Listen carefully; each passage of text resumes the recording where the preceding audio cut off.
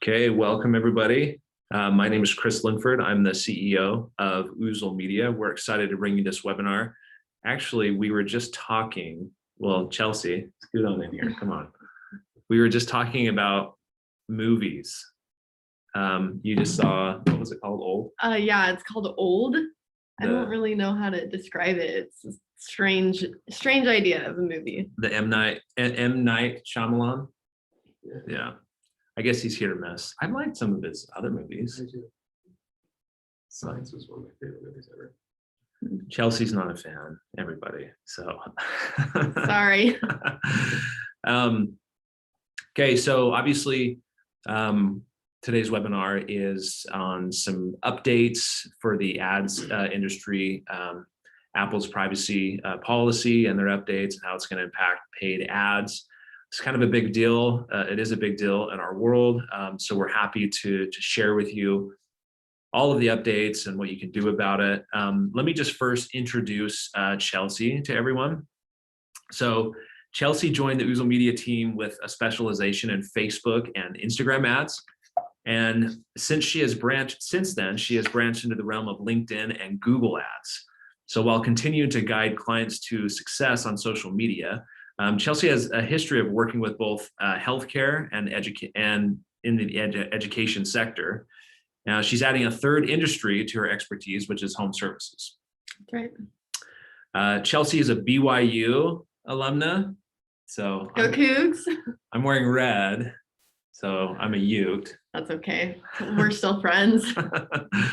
There's a joke though. It's like, what's the one thing that every University of Utah student and BYU student has in common? You know, I don't know that joke. They all applied to BYU. Oh, that's true. I got in. But she's a lacrosse coach. So a women's lacrosse team. She's a coach. Also, she just got I don't know. She got promoted this morning to a new coaching job. I did. Yep, for club lacrosse. So that'll be exciting. Oh, that's cool. So, which means you're super competitive. I can be, yeah. And you take that competitiveness, like that drive, into what you do at work, fighting for our clients in the industry, getting better results. You want to win. Yeah, I do. I do want to win. Okay, well, that's the intro for Chelsea. We're all excited, and I'll just kind of scoot out and let her take it away. All righty, let's get going here. So like Chris said, my name's Chelsea, and I'm a Utah native. So I born and raised here in Utah, and I just love it. Can't leave. So let's get started. This webinar is all about paid ads and how the new Apple iOS14 update has affected our digital marketing efforts. We're going to focus on 2 points here. The first is the adjustments to advertising measurements. And the second are the changes in ad performance. So I also want to preface this webinar with the fact that iOS apps are what is being most impacted right now with this update. So please keep that in mind as we go through this presentation today. So we'll start by talking about the adjustments to measurement and reporting. Let's pick on PPC first. So in PPC advertising, sometimes we are missing the linkage between the ad Google receives and the tie to the customer interaction with that ad. An example of this would be a gap between when someone clicks on an ad and the conversion actions, such as a purchase, a form fill, or a phone call. But no one is alone when it comes to struggling or dealing with measurement gaps. Browsers like Safari and Chrome have limits on the length of time it can store cookies. This affects attribution tracking when someone clicks on an ad one day and converts maybe 2 or 3 days later. So this is nothing new to us, but because iOS users will now have the choice to opt out of data tracking, the Google Click identifier, often referred to as the gclid parameter, will not be included in the ad click URLs from iOS apps. Google will be implementing a new parameter that complies with Apple's policies and works with conversion modeling to give you a more accurate measurement on iOS devices or apps. So what is Google's solution for this? They call it modeling. Modeling is how Google bridges the gap between the ad interaction and the conversion through estimations and analysis of consumer behavior. The information provided on this slide here comes straight from Google, just explaining their modeling. So I'm going to read through that now. We separate ad interactions based on whether we were able to observe the link between that ad and the conversion. Then we identify a group of similar behaving users in the observable group and calculate their conversion rates. We also analyze other factors, including device type, time of day, and operating system in order to assess similarity. We train our machine learning model to determine the likelihood of conversions across all users that interacted with the ad, even those that weren't directly seen because of browser or iOS restrictions. We apply these training techniques uniquely for each advertiser's specific business needs.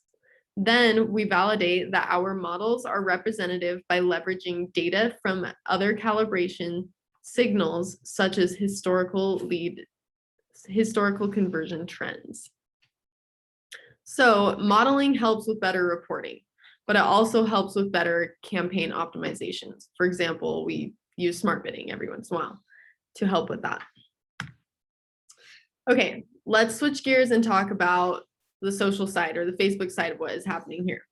The biggest complication we have run into is the lack of customization on the attribution window.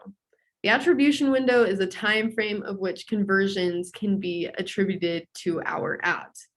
Before, we were able to look back on a 28-day window or look back 28 days, but since the iOS update, we are now only able to look back 7 days for a click and 1 day for an ad view. But just like Google, Facebook has implemented their own and similar modeling to help with a better performance reporting. Facebook is essentially estimating performance and feedback of the ads that are running to minimize the gap between ad interaction and conversion.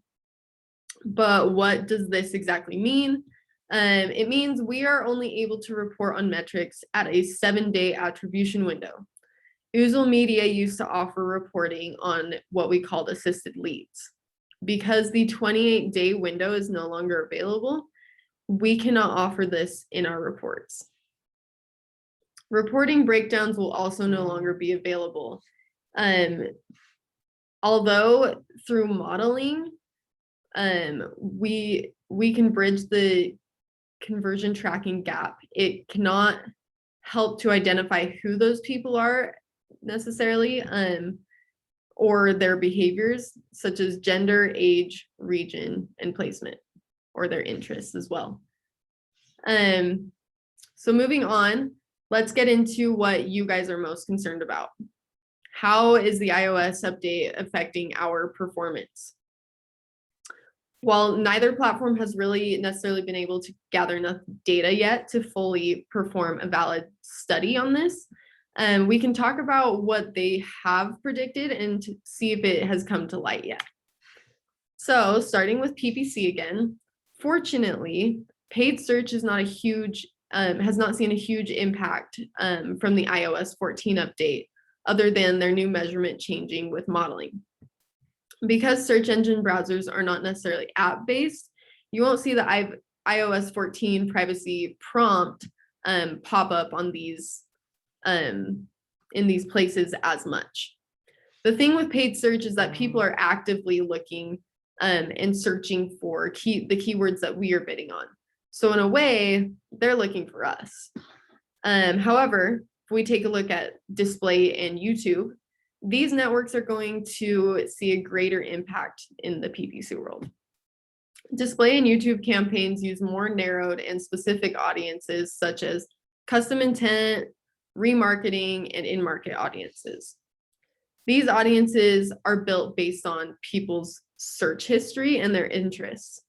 Our display and YouTube ads target people who fit within our target demographic audiences. Because iOS 14 is allowing people to opt out of tracking, these networks will have a harder time delivering the ads to the right people.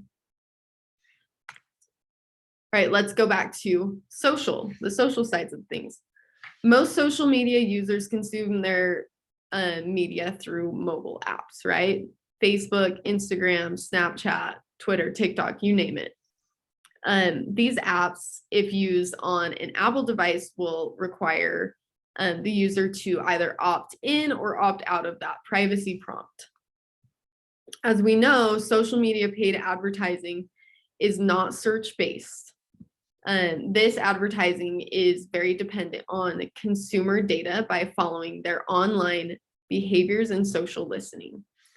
Because of this, audience sizes, especially those lookalike audiences that we use, will decrease significantly, and many of those audiences already have decreased. This is a statement that Facebook released before the iOS update was implemented. I'm just going to read a few little sections from it now.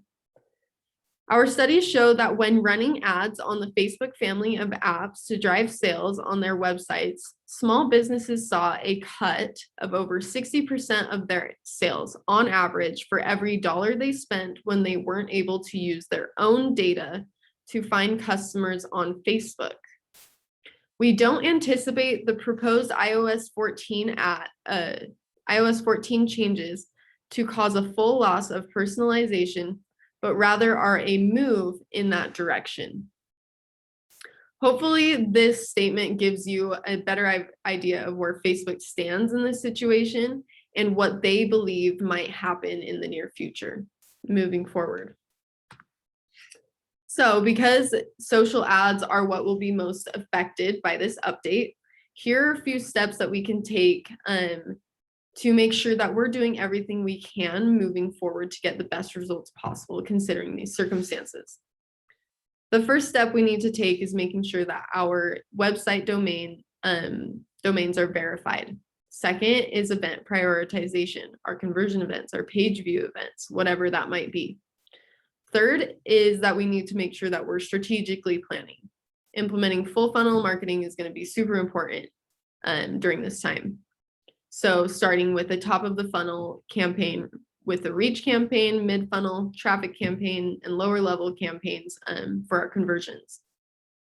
Whether that's lead form fills, purchases, app downloads, whatever that might be. And fourth, we're going to want to make sure that we conduct consistent analysis and optimizations. Those might include consistent audience rotations, creative updates, changing ad copy, ad graphics, whatever it might be, and expanding our marketing funnel so that we are capturing as many people as we can. So what is Oozle Media seeing since this change? Well, the iOS 14 update has only really been rolled out since April of this year. At first, we didn't see too much of an impact as we began to implement the steps that Facebook asked us to take. But now that we are a few months into this privacy change, we are seeing changes in our results. However, it does vary from industry to industry and from client to client. Some clients have struggled with conversion and lead flow since this change, and others have not, as consumers opt out of this data tracking prompt. Because people are opting out of the privacy prompt, as we've talked about before, we've seen some audience sizes decrease. This means less people to target for remarketing in our lower funnel campaigns.